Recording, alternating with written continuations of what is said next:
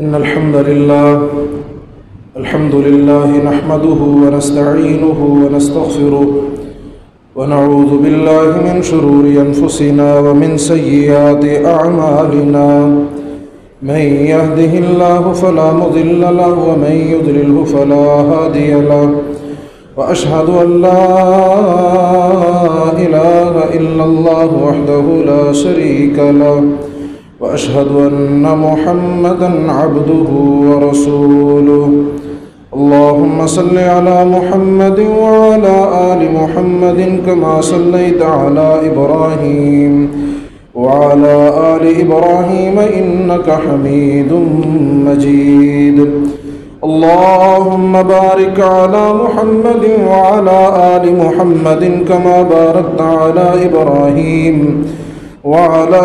آل إبراهيم إنك حميد مجيد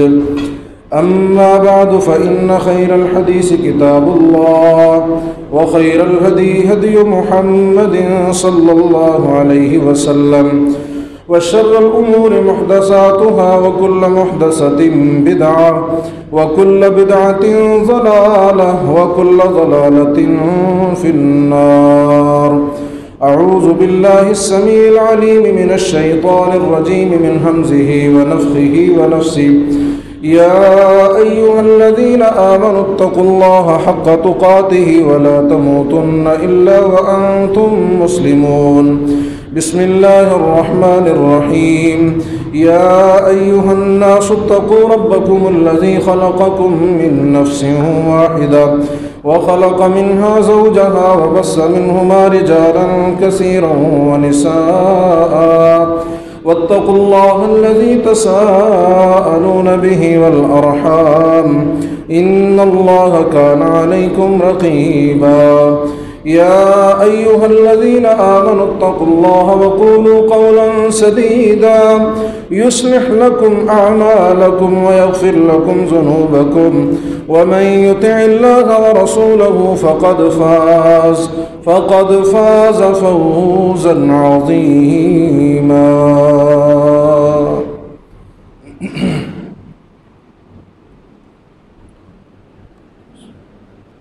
ہر قسم کی حمد و ثنا، تعریف، کبریائی، بڑائی اللہ وحدہ لا شریک خالق کائنات مالک ارض و سما کے لیے، لاکھوں اور کروڑوں درود و سلام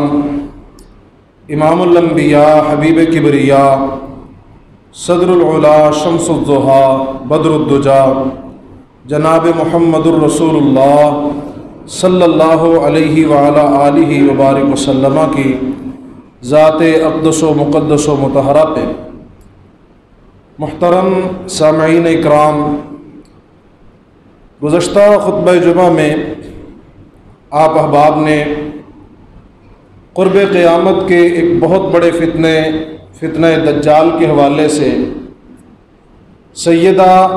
فاطمہ بنت قیس رضی اللہ تعالی عنہا سے مروی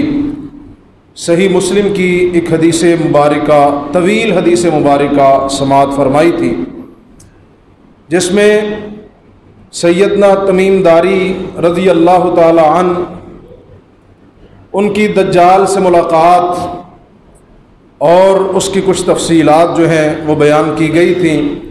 آقا کائنات کے روبرو بیان ہوئی، پھر آقا نے صحابہ کے سامنے پیش کی۔ یہ حدیث مبارکہ صحیح مسلم کے اندر، سنن ابی داؤد کے اندر، سنن ابن ماجہ کے اندر اور سنن نسائی کے اندر موجود ہے۔ اس کی تفصیلات جو ہیں مذکور ہیں۔ عزیز بھائیوں، اس عنوان سے متعلقہ احادیث مبارکہ کے اندر اس قدر مواد ہے اور اتنی تفصیلات ہیں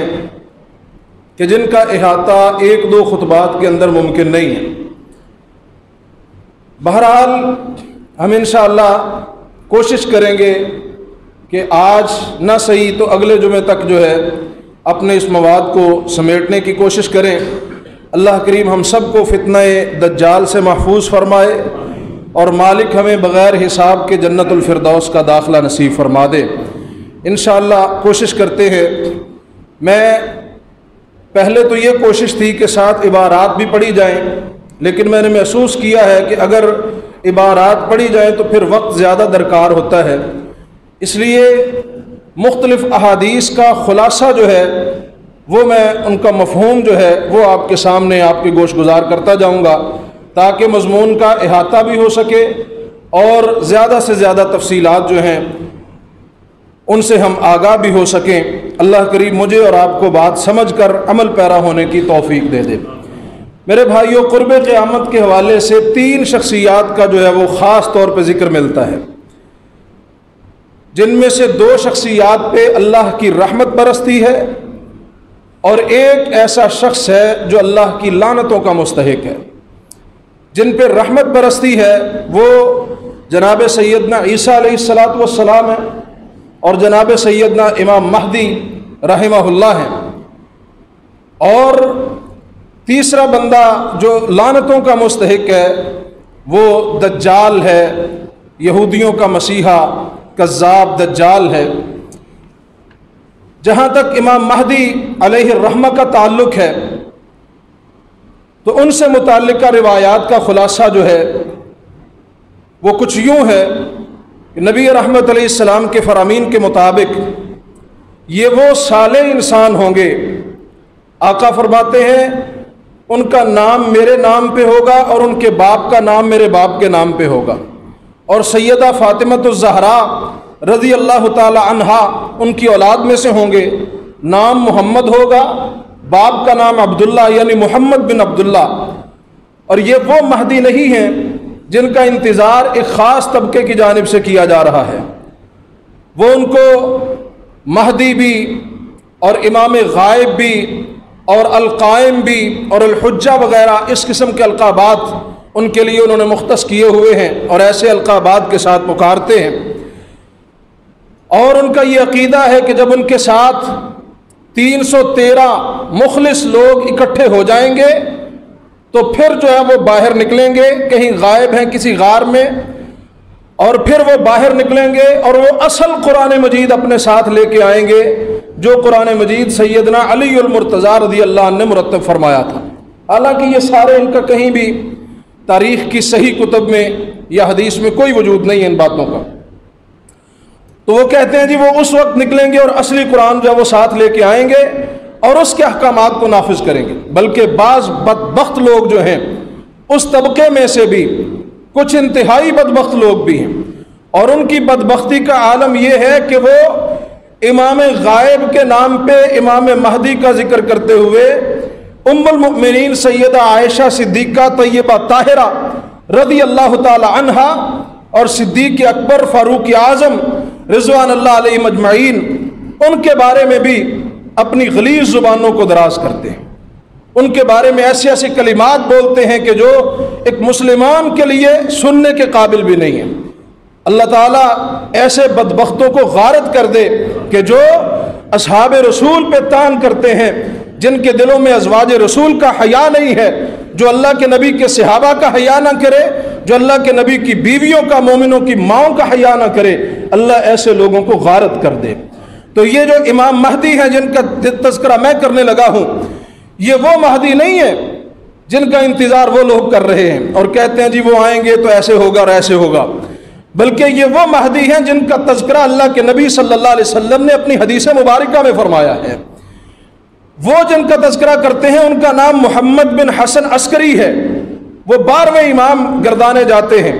لیکن آقا کائنات نے جس مہدی کا ذکر کیا ہے ان کا نام محمد بن عبداللہ ہے۔ تو فرمایا کہ وہ آئیں گے، صحیح حدیث کے مطابق ان کا ظہور جو ہے ایسے حالات میں ہوگا جب ہر طرف جنگوں کا دورہ شروع ہو چکا ہوگا اور ہر طرف جو ہے قتل و غارت ہوگی، ظلم و جور جو ہے وہ ہوگا، اور فرمایا کہ مسلم حکمران باہمی انتشار کی وجہ سے اور دنیاوی مفادات کی وجہ سے اور اپنی بزدلی کی وجہ سے مسلم حکمران جو ہیں وہ تنزلی اور انحطاط کا شکار ہوں گے، اور فرمایا کہ مسلم امہ شدید اضطراب اور بے چینی کا شکار ہوگی، اس قسم کے حالات ہوں گے۔ تو آقا فرماتے ہیں کہ انہی حالات میں وہ مرد صالح جو ہیں وہ کہیں طواف کر رہے ہوں گے، اور اس دور کے جید علماء بعض قرائن سے, بعض نشانیوں سے انہیں پہچان لیں گے اور سمجھ جائیں گے کہ یہی وہ شخص ہے جن کی نشانیاں اللہ کے نبی صلی اللہ علیہ وسلم نے اپنی احادیث میں ذکر فرمائی ہیں, وہ انہیں پہچان کے ان کی بیعت شروع کریں گے. تو پھر اس وقت فرمایا کہ جو حکومت ہوگی وقت کی شام کے اندر یا دمشق کے اندر, یا بعض کہتے ہیں کہ بیت المقدس کے اندر دار الخلافہ ہوگا, وہ وہاں سے اس لشکر کو مٹانے کے لیے تہس نہس وہ امام مہدی اور ان کی بیعت کرنے والے ان کو وہ باغی سمجھیں گے, اور ان کو مٹانے کے لیے, ان کو ختم کرنے کے لیے وہ وہاں سے ایک لشکر کو بھیجیں گے. تو آقا فرماتے ہیں کہ وہ لشکر جب مقام بیضاء پہ پہنچے گا وہاں اسے زمین میں دھنسا دیا جائے گا. اور فرمایا کہ یہ امام مہدی کے حق ہونے کی سب سے بڑی نشانی ہوگی. علماء پہلے ہی انہیں پہچان چکے ہوں گے قرائن سے, لیکن عام لوگ ابھی تذبذب کا شکار ہوں گے کہ پتہ نہیں یہ وہ ہے یا نہیں ہے. پھر جب وہاں سے ایک لشکر آئے گا بیت اللہ پہ حملے کے لیے, مکہ مکرمہ پہ حملے کے لیے, اور امام مہدی اور ان کے پیرو جو ہیں ان کو ختم کرنے کے لیے, فرمایا جب وہ مقام بیضاء پہ پہنچے گا اس کو زمین میں دھنسا دیا جائے گا. یہ بہت بڑا خسف یہ امام مہدی کے حق ہونے کی علامت ہوگی. فرمایا سارا لشکر زمین میں دھنس جائے گا, صرف ایک بندہ بچے گا, اور وہ واپس جا کے صحیح واقعے کی اطلاع دے گا کہ بھئی ہم جا رہے تھے تو یہ جو ہے وہ معاملہ ہمارے ساتھ پیش آیا ہے. سارے کا سارا لشکر جو ہے وہ زمین میں دھنسا دیا گیا ہے. آقا فرماتے ہیں پھر لوگ یہ جو بہت بڑا خسف ہے یہ دھنسایا جانا,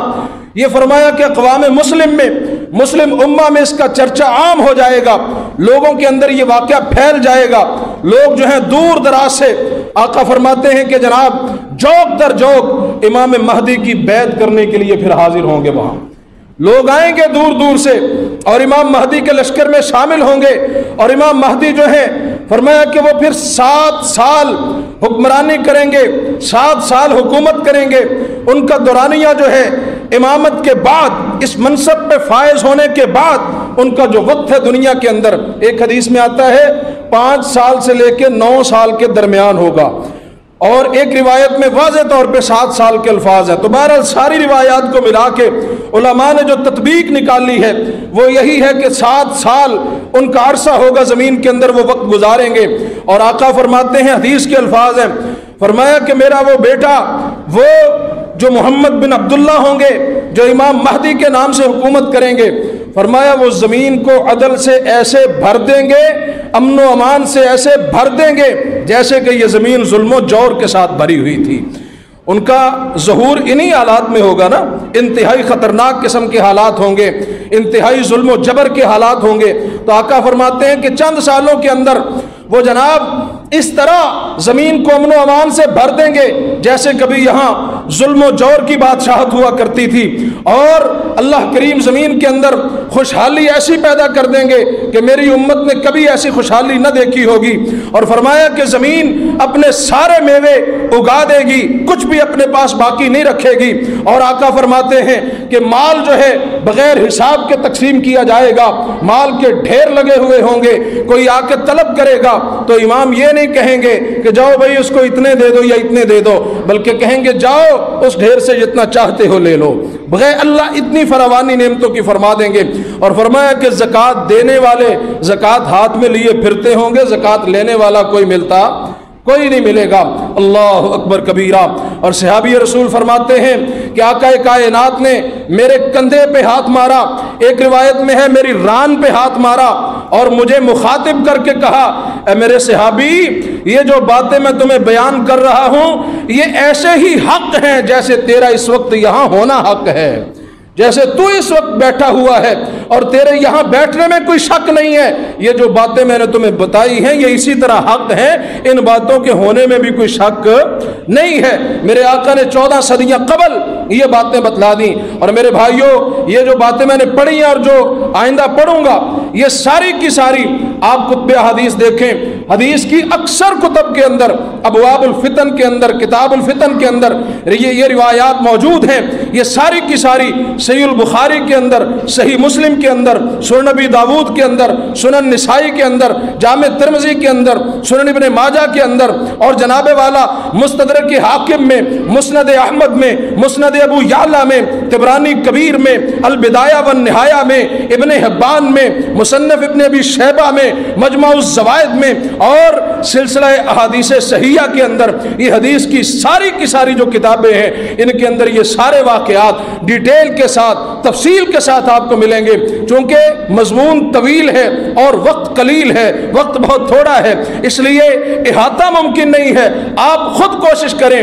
اپنے گھر کے اندر اس چیز کو فروغ دیں، حدیث کی کتاب گھر میں رکھیں اور خود گھر میں جا کے اس حدیث سے اس مضمون کو اخذ کرنے کی کوشش کریں، اس حدیث سے سبق لینے کی کوشش کریں، اس حدیث سے اپنی پیاس کو بجھانے کی کوشش کریں۔ سچی بات ہے، اگر ہر گھر کے اندر روزانہ قرآن کی ایک آیت ترجمے سے پڑھی جائے اور نبی رحمت علیہ السلام کی ایک حدیث مبارکہ ترجمے کے ساتھ پڑھی جائے، اللہ کی قسم یہ ساری کی ساری بے رونقیاں اور ساری کی ساری نحوستیں ویسے ہی ختم ہو جاتی ہیں۔ ہم فروغ تو دیں نا اس چیز کو۔ یہاں سے جو سنتے ہیں کوشش کریں گھر جا کے، بعض اوقات یہاں حدیث کے نمبر بتلائے جاتے، بلکہ اکثر میری کوشش ہوتی ہے کہ میں حدیث کا نمبر بتلاؤں، حوالہ پورا دوں، آیت پڑھوں تو اس کا نمبر بتلاؤں۔ یہ کیوں ہوتا ہے؟ میں سمجھتا ہوں کہ میرے بہت سارے دوست شاید اس چیز کا ذوق رکھتے ہوں، اگرچہ اس وقت امت کے اندر اس بات کی بڑی کمی ہے کہ ہم لوگ خود پڑھنا نہیں چاہتے اور پڑھتے بھی نہیں ہیں، کتاب و سنت کی طرف ہماری وہ توجہ نہیں ہے جو ہونی چاہیے۔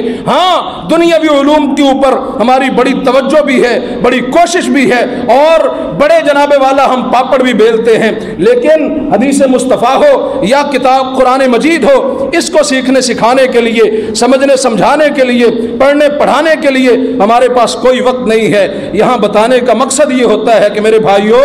گھر میں جائیے، ترجمے والا قرآن مجید نکالیے، وہ آیات پڑھیے، اپنے بچوں کو پڑھائیے، اپنی بیوی کو سنائیے، اپنی بیٹیوں کو سنائیے، اور میرے نوجوان جو ہیں یہ بھی گھر میں جائیں، حدیث کی کتاب کھول لیں، جو حدیث یہاں سے سنیں اس حدیث کو اپنی آنکھوں سے دیکھیں۔ کانوں سنی بات اور آنکھوں دیکھی بات میں فرق ہوتا ہے کہ نہیں ہوتا جی؟ اس کو آپ اپنی آنکھوں سے دیکھیں گے، انشاءاللہ آپ کا یقین اور زیادہ بڑھ جائے گا، اور حدیث کی برکت الگ سے حاصل ہوگی، کتاب اللہ کی برکت الگ سے حاصل ہوگی۔ عرض کر رہا ہوں، جہاں تک بات ہے جناب سید، یہ جناب امام مہدی کی بات ہے، اور جہاں تک بات ہے جناب سیدنا عیسیٰ علیہ السلام کی، تو عیسائیوں کا عقیدہ تو یہ ہے نا کہ وہ نعوذ باللہ اللہ کے بیٹے ہیں، استغفر اللہ معاذ اللہ، اور ان کا عقیدہ ہے کہ انہوں نے صلیب پہ اپنی جان دے دی ہے، سولی چڑھا دیے گئے ہیں، اور سارے کے سارے انسانوں کا انہوں نے کفارہ ادا کر دیا ہے، اب ہم جو مرضی کریں بخشے بخشوائے ہیں، ہمارے جو عیسیٰ علیہ السلام ہے وہ کفارہ دے گئے ہمارے گناہوں کا۔ اور پھر عیسائیوں میں بعض فرقوں میں خنزیر کو حلال بھی سمجھا جاتا ہے، سور کا گوشت ان میں حلال ہے، جبکہ پیارے حبیب جناب محمد الرسول اللہ صلی اللہ علیہ وسلم آقا کے فرامین کے مطابق جناب سیدنا عیسیٰ علیہ السلام اللہ کے بیٹے نہیں ہیں، جناب سیدنا عیسیٰ علیہ السلام صلیب پہ چڑھے نہیں ہیں، سولی پہ لٹکائے گئے نہیں ہیں، اور ان کی شریعت میں بھی خنزیر حلال نہیں ہے۔ یہاں ایک بات کی تھوڑی سی وضاحت کر دوں، بعض دوست سمجھتے ہیں جی خنزیر کا نام لینے سے زبان پلید ہو جاتی ہے، سور کہنے سے زبان جو ہے نا یہ پلید ہو جاتی ہے۔ میرے بھائیو ایسی کوئی بات نہیں ہے، یہ ہمارے اندر توہم پرستی بہت ہوتی ہے دوست۔ یہ وہی صورتحال ہے کہ جیسے کوفے والے عبداللہ بن عمر رضی اللہ عنہ کے پاس جا کے مکھی مارنے کا گناہ پوچھ رہے ہیں، تو عبداللہ بن عمر رضی اللہ عنہ فرمانے لگے میرے پاس سے اٹھ جاؤ، اللہ کے نبی کے نواسے کو شہید کر کے آئے ہو، مجھ سے مکھی مارنے کا گناہ پوچھتے ہو۔ ہم چھوٹی چھوٹی باتوں کی طرف جناب بڑی توجہ ہو، یہ جن کا وجود ہی نہیں ہے قرآن و حدیث میں، اس کی طرف توجہ بڑی کرتے ہیں، اور جو ڈیمانڈ ہے اللہ اور اس کے رسول کی، جو مطالبات ہیں اللہ اور اس کے رسول کے، وہ پورے کرنے کی طرف ہم نہیں آتے۔ خنزیر کا نام لینے سے زبان پلید ہوتی تو اللہ قرآن میں تو ذکر نہ کرتے، اور پھر خنزیر جتنا بھی پلید ہو شیطان سے بڑا پلید تو نہیں ہے، تو شیطان تو ہم اپنے بچوں کو بھی کہہ دیتے ہیں یہ جی بڑا شیطان ہے، استغفر اللہ، ایسے نہیں کہنا چاہیے، یہ بڑا شیطان ہے، شرارتی کہہ لیں، شیطان ضرور کہنا ہے۔ تو یہ سارے توہمات ہیں، اللہ ہمیں اس سے محفوظ فرمائے۔ بہرحال آقا کے فرامین کے مطابق اللہ اکبر فرمایا کہ عیسیٰ علیہ السلام جب قرب قیامت آسمانوں سے نازل ہوں گے، آسمان سے اتریں گے، تو اعلان فرما دیں گے کہ نہ میں اللہ کا بیٹا ہوں، نہ میں صلیب پہ میں نے جان دی ہے، نہ میں نے کسی کا کفارہ ادا کیا ہے، اور نہ ہی میں نے خنزیر کو حلال کیا ہے۔ عیسیٰ علیہ السلام یہ اعلان فرما دیں گے، اور آقا فرماتے ہیں صلیب کو توڑ دیں گے، خنزیر کو ذبح کر دیں گے۔ مقصد یہ ہوگا کہ خنزیر کی بھی میرے ہاں کوئی اہمیت نہیں ہے اور صلیب کی بھی میرے ہاں کوئی اہمیت نہیں ہے، اس کا کوئی وجود نہیں ہے۔ اور جناب پیارے آقا علیہ السلام نے اعلان فرمایا کہ جب عیسیٰ علیہ السلام آئیں گے وہ اسلام کی دعوت دیں گے، عیسائیت کی تبلیغ نہیں کریں گے، امت محمدیہ کا فرد ہونے کے ناطے آئیں گے۔ اور آقا فرماتے ہیں کہ ان کے دور میں ہر طرف اسلام کا بول بالا ہو جائے گا، سارے کے سارے ادیان باطلہ مٹ جائیں گے انشاءاللہ، سارے کے سارے ادیان باطلہ آقا فرماتے مٹ جائیں گے، ختم ہو جائیں گے۔ اور قرآن مجید میں بھی اس بات کی تصدیق فرمائی گئی ہے کہ عیسیٰ علیہ السلام سولی نہیں چڑھائے گئے بلکہ زندہ آسمانوں پہ اٹھائے گئے ہیں، اور قرب قیامت ان کا نزول ہوگا۔ یہ چیزیں ہمارے ذہن میں ہونی چاہیے کہ یہ عیسائیوں کے جو عقائد ہیں ہم ان کا رد کر سکیں، ہم ان کا جواب دے سکیں۔ اللہ کی سچی کتاب قرآن مجید، آپ اس کو گھر جا کے پڑھیں، سورہ النساء ہے، اس کی آیت نمبر 157، 158 اور 159، گھر جا کے اس کا ترجمہ پڑھیے۔ سورہ النساء آیت نمبر 157، 158 اور 159، پارہ نمبر 6، آپ اس کو گھر جا کے پڑھیے۔ کیا فرمایا میرے مالک نے؟ اللہ اکبر کبیرہ، فرمایا وَقَوْلِهِمْ إِنَّا قَتَلْنَا الْمَسِيحَ عِيسَى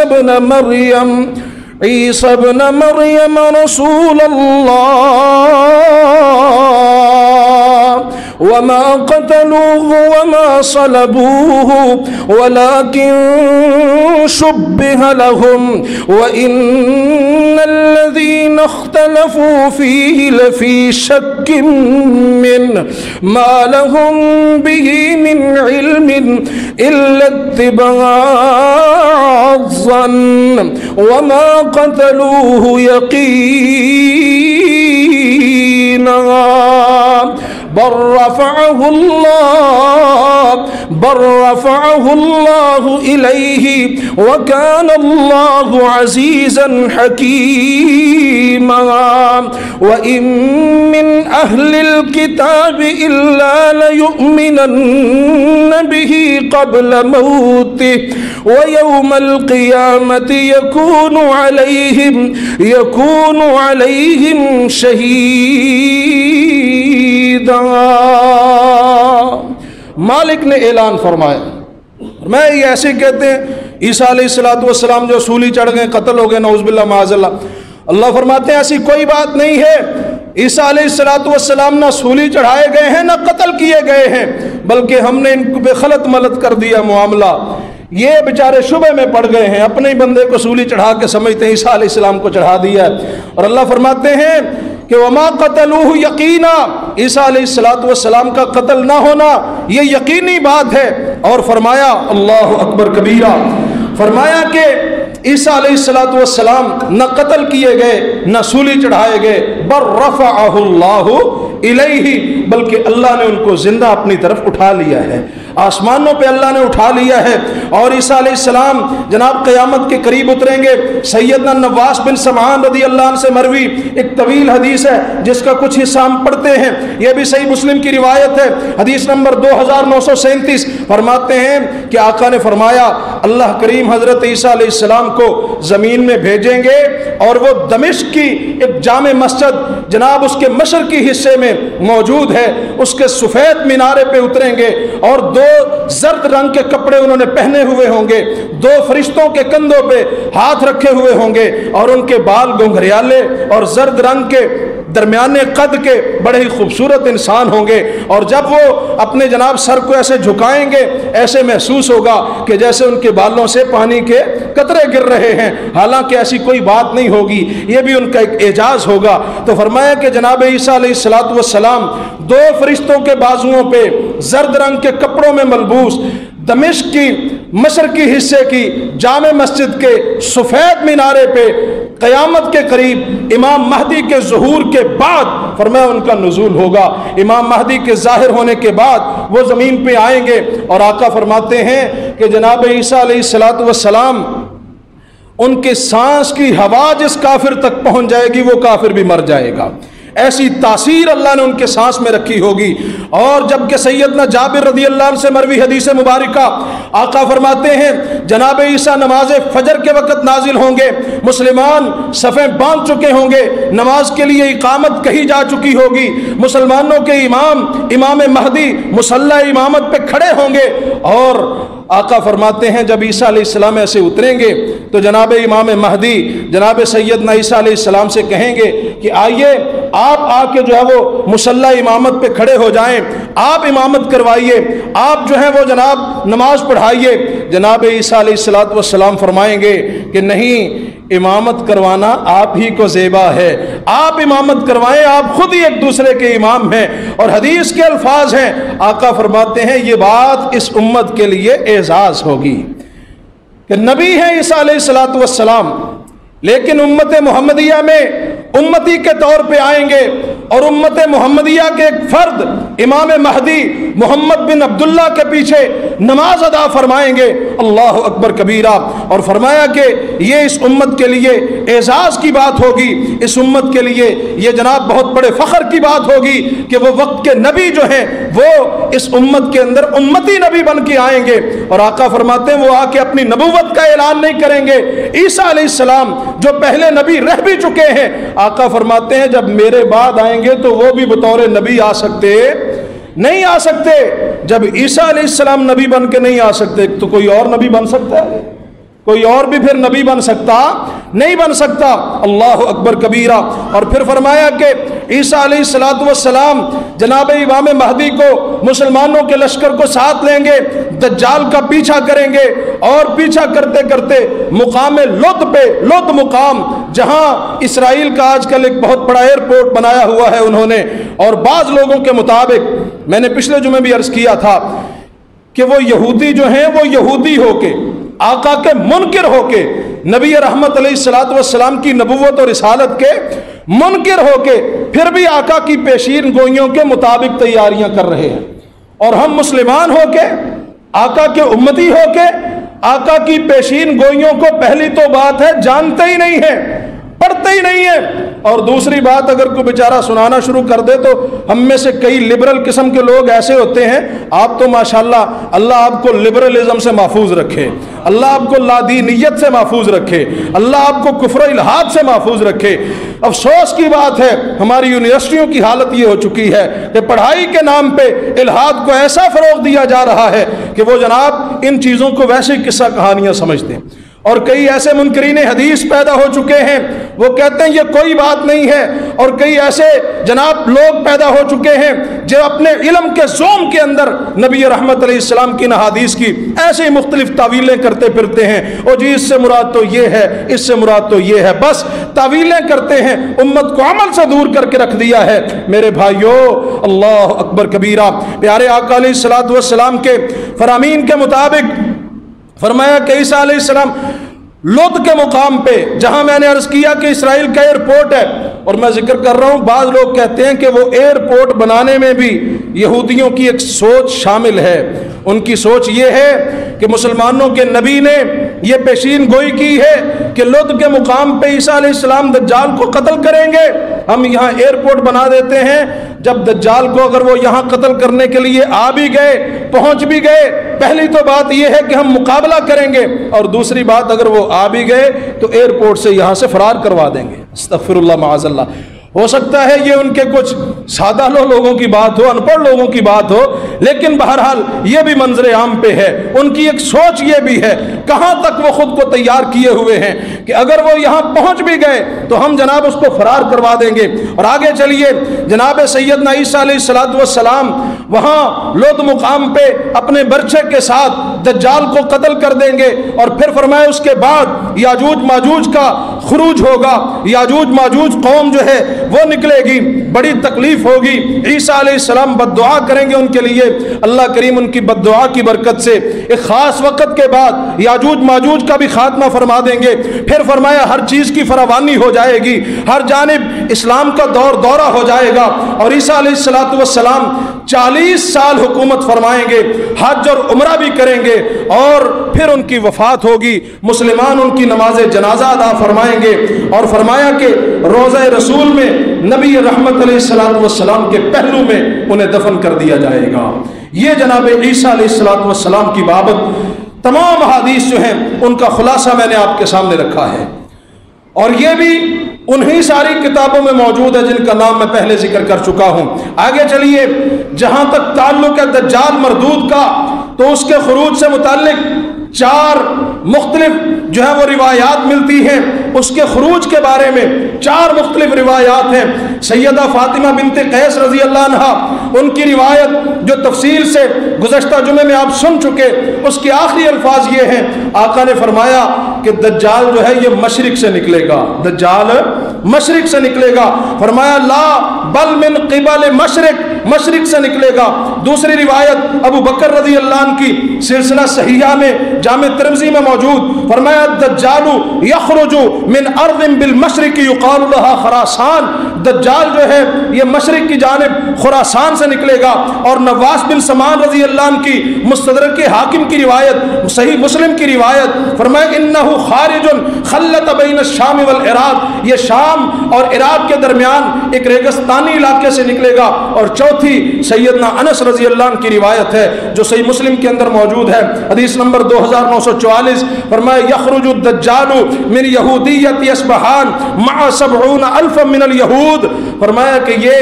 यहूदा अस्बहान के इलाके यहूदा से निकलेगा और उसके साथ 70,000 यहूदी होंगे। सही मुस्लिम की रिवायत है, हदीस नंबर 2944, 70,000 यहूदियों के साथ अस्बहान के इलाके से निकलेगा। अब ये चारों रिवायात को अगर सामने रखा जाए तो बज़ाहिर थोड़ा सा तारुज़ महसूस होता है। एक में कहा जा रहा है जी मशरिक से निकलेगा, एक में कहा जा रहा है खुरासान से निकलेगा, एक में कहा जा रहा है इराक और शाम के दरमियान से निकलेगा, एक में कहा जा रहा है अस्बहान से निकलेगा। तो ये क्या बात है मेरे भाइयों? उसूल हदीस में ये एक उसूल मौजूद है कि जब 2, 3, 4 रिवायात बाहम आपस में टकराती नजर आए, उनमें ये नजर आए कि ये एक दूसरे से मुख्तलिफ हैं, तो जल्दी से ये नहीं होता कि जी बस ठीक है एक को छोड़ दो एक को मान लो। सबसे पहली कोशिश ये होती है कि उन चारों के दरमियान तत्बीक दे दी जाए। तत्बीक का मतलब कि कोई ऐसा रास्ता हो कि वो चारों ही काबिल अमल हों। हाँ, ये भी देखा जाता है कि इनको देखें, इनमें से पहले कौन सी रिवायत बयान हुई है, बाद में कौन सी हुई है, या फिर नासिख मनसूख का जो है वो तस्करा होता है। बहरहाल एक उसूल तत्बीक का भी है, और इन चारों रिवायात में उलमा ने जो तत्बीक दी है वो ये है कि दज्जाल मशरिक की जानिब वाक़े खुरासान में मौजूद अस्बहान की बस्ती यहूदा से निकलेगा और फिर हिजाज की तरफ जाने के लिए शाम और इराक के दरमियान का रेगिस्तानी इलाका जो है उसको इख्तियार करेगा, हिजाज की जानिब पहुंचेगा, मक्का और मदीना में जाने की कोशिश करेगा, लेकिन मक्का और मदीना में जाने नहीं दिया जाएगा। वहां फरमाया कि पहरेदार खड़े होंगे, फरिश्ते खड़े होंगे, वो उसको पीछे धकेल देंगे और फिर एक मुकाम पे, मुकाम उहद के करीब, फरमाया कि उसका रुख शाम की तरफ कर देंगे, वो फिर शाम की तरफ जाना शुरू हो जाएगा और बिल आखिर लुद के मुकाम पे कत्ल कर दिया जाएगा। और आका फरमाते हैं खुरूज के वक़्त दज्जाल इंतहाई गुस्से की हालत में होगा, लेकिन अल्लाह के नज़दीक उसकी कोई हैसियत नहीं होगी। वो ये जो भी शोबदाबाजियाँ दिखाएगा, वो जो भी ये काम करेगा, अल्लाह के नज़दीक उसकी कोई भी हैसियत नहीं होगी। फरमाया वो जो भी उगाएगा या जो भी बरसाएगा या जो भी वो काम करेगा वो अल्लाह के हुक्म से मुमकिन होगा, उसकी अपनी कोई भी कुदरत नहीं होगी। अगर उसकी अपनी कोई कुदरत होती तो वो मक्का और मदीना में दाखिल ना हो जाता। अगर उसकी अपनी कोई ताकत होती तो वो अपने कानेपन को ख़त्म ना कर लेता। अगर उसकी अपनी कोई ताकत होती तो वो अपने माथे पे लिखा, पेशानी पे लिखा लफ्ज़ काफिर जो है उसको मिटा लेता। लेकिन आका फरमाते हैं कि ना वो अपना कानापन ख़त्म कर सकेगा, ना अपनी पेशानी पे लिखा लफ्ज़ काफिर मिटा सकेगा। और फरमाया कि ये लफ्ज़ اتنا واضح لکھا ہوگا کہ ہر پڑھا لکھا اور ان پڑھ ہر شخص جو ہے وہ اس لفظ کو بآسانی پڑھ سکے گا۔ اور پھر اللہ اکبر کبیرہ، آقا کے فرمان کے مطابق اس کا خروج اس وقت ہوگا جب مسلمان روم کو فتح کر لیں گے، تو فرمایا کہ مال غنیمت تقسیم کر رہے ہوں گے، بہت ساری شہادتیں ہوں گی، مال غنیمت تقسیم کر رہے ہوں گے، تو شیطان وہاں آ کے چیخ کے کہے گا، چیخ مار کے کہے گا، او بھائی تمہارے پیچھے اہل و عیال میں دجال ظاہر ہو چکا ہے۔ مسلمان سب کچھ وہیں پھینکیں گے، یہ خبر جھوٹی ہوگی لیکن مسلمان دوڑ پڑیں گے کہ دجال ظاہر ہو چکا ہے، ہمارے بچے، ہمارے گھر والے، ہمارے مسلمان کہیں اس کے فتنے کا شکار نہ ہو جائیں، دوڑیں گے اس طرف، گھوڑے دوڑا دیں گے اس طرف۔ اور آقا فرماتے ہیں کہ جب وہ وہاں پہنچیں گے ان کے جانے تک حقیقت میں وہاں دجال کا خروج ہو چکا ہوگا۔ اور ظہور دجال کی بابت آقا نے فرمایا، یا عباد اللہ، اے اللہ کے بندو، جب دجال کا خروج ہو جائے پہلی تو کوشش یہ کرنا کہ اس کا سامنا نہ کرنا۔ پہلی کوشش کیا کرنا؟ اگر تمہاری زندگی میں اس کا خروج ہو، آقا فرماتے ہیں پہلی کوشش تو یہ کرنا کہ اس کا سامنا نہ کرنا۔ اور اگر بالفرض اس کا سامنا ہو جائے، آقا فرماتے ہیں فثبتوا، پھر ثابت قدم رہنا، پھر ثابت قدم رہنا۔ سامنا کرنے سے منع کیوں فرمایا؟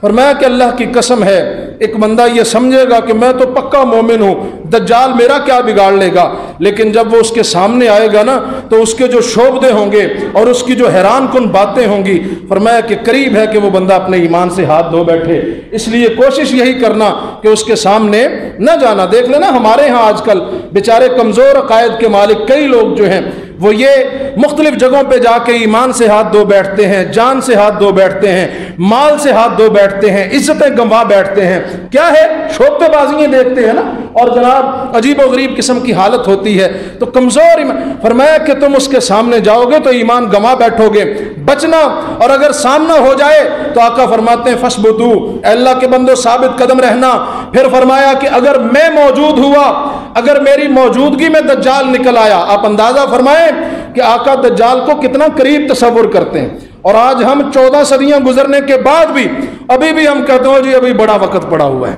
آقا 14 صدیاں پہلے بھی کہہ رہے ہیں کہ شاید میری زندگی میں آ جائے، اور ہم 14 صدیاں گزار کے بھی کہہ رہے ہیں جی ابھی بڑا وقت پڑا ہوا ہے۔ آقا فرماتے ہیں اگر میری زندگی میں آ گیا تو میں تم سب کی طرف سے اس کے سامنے حجت بن جاؤں گا، تم سب کی طرف سے۔ لیکن اگر میرے جانے کے بعد آیا، میرے جانے کے بعد آیا تو پھر آقا فرماتے ہیں تم میں سے ہر مسلمان اس کے سامنے اپنی حجت پیش کرے گا، میں تمہیں اللہ کے سپرد کرتا ہوں، میں تمہیں اللہ کے۔ یہ نہیں کہا کہ بھائی میں ہر جگہ حاضر ناظر ہوں گا، میں چلا بھی گیا تو آ ہی جاؤں گا، کوئی بات نہیں ہے، یہ نہیں فرمایا۔ فرمایا اگر میری زندگی میں آ گیا تو میں تم سب کی طرف سے حجت بن جاؤں گا، لیکن اگر میرے جانے کے بعد آیا تو پھر میں کہیں بھی آؤں گا نہیں آؤں گا، پھر میں کہیں بھی مجھے جتنا مرضی بلا لو، کہو جی ادھر بھی آ جاؤ، ادھر بھی آ جاؤ، فلان جگہ پہ بھی آ جاؤ، فلان جگہ پہ بھی آ جاؤ، یہاں بھی موجود ہے، وہاں بھی موجود ہے، پھر ایسی کوئی بات